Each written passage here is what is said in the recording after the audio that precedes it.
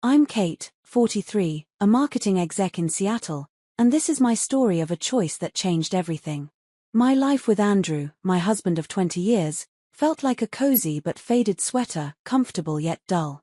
We'd built a home in Capitol Hill, raised our son, Noah, now off at college, but the spark was gone.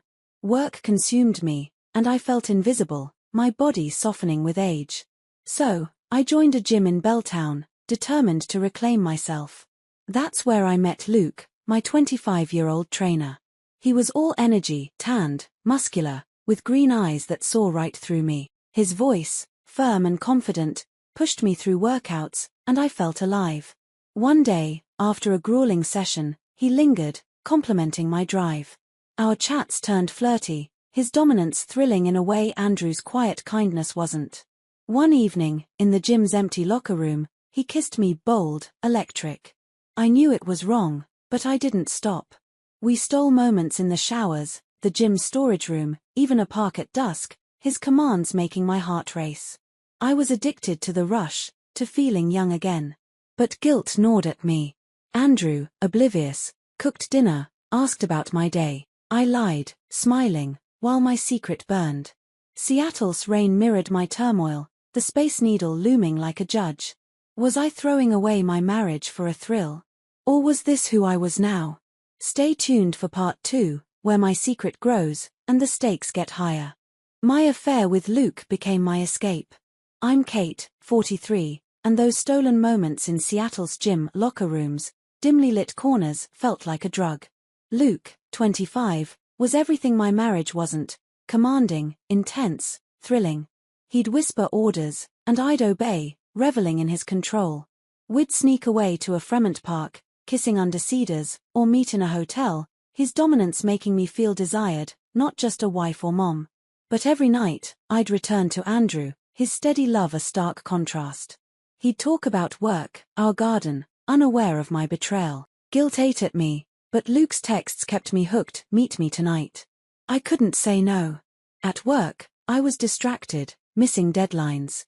My friend Sarah noticed, "You seem different, Kate." I brushed it off, but her words stung.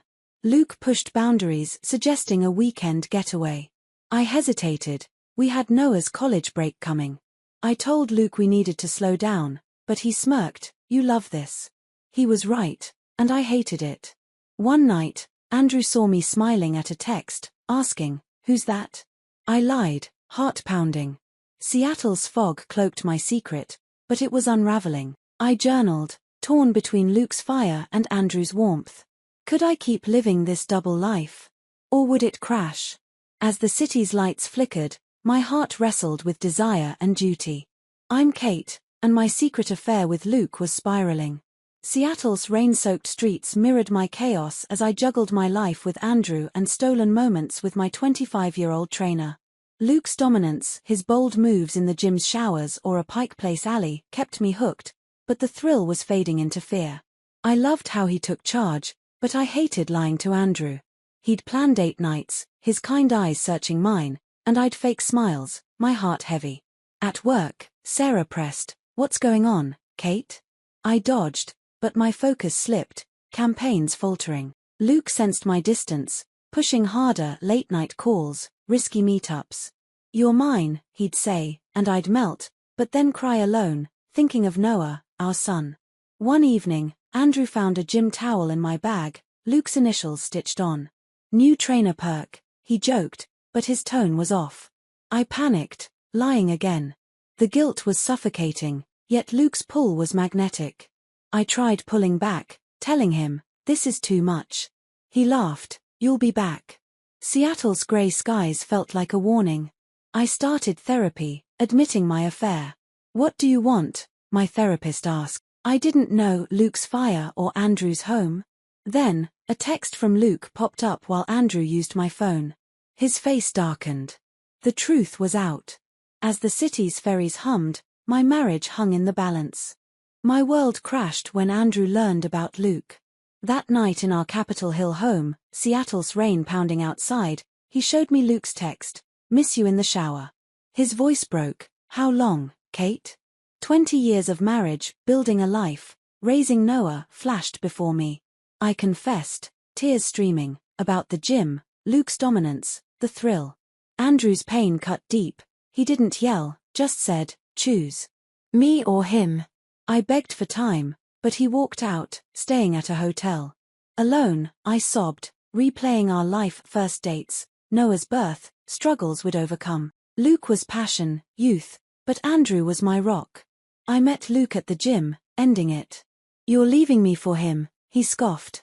I shook my head, I'm choosing my family. He stormed off, hurt. I called Andrew, asking to talk. We met at a cafe near Pike Place, the city's buzz fading as we spoke. I was lost, I admitted.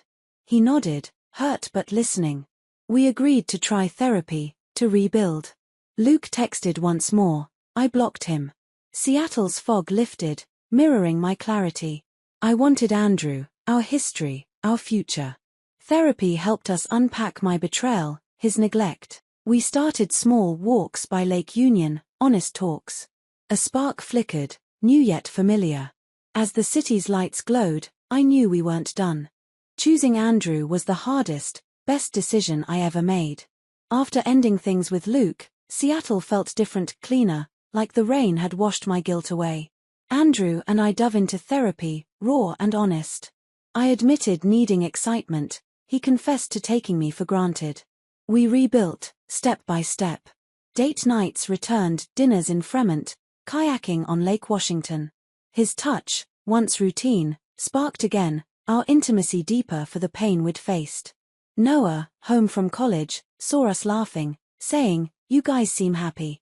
We were. I left the gym, joining a yoga studio, focusing on myself without secrets. Andrew surprised me with a weekend at a Puget Sound cabin, where we talked dreams, fears, love. I choose you every day, he said, and I felt it, our history, our future, stronger than ever. Luke faded, a reckless chapter closed. My work thrived, I pitched bold campaigns, my confidence back. Seattle's skyline, once a judge, now cheered us on. Our marriage wasn't perfect, but it was ours, alive with a new flame. If my story resonates, know this: love can falter, but it can also rise again. Thank you for listening to my journey. Like, comment, and subscribe to hear more stories of hearts tested and mended in America's cities.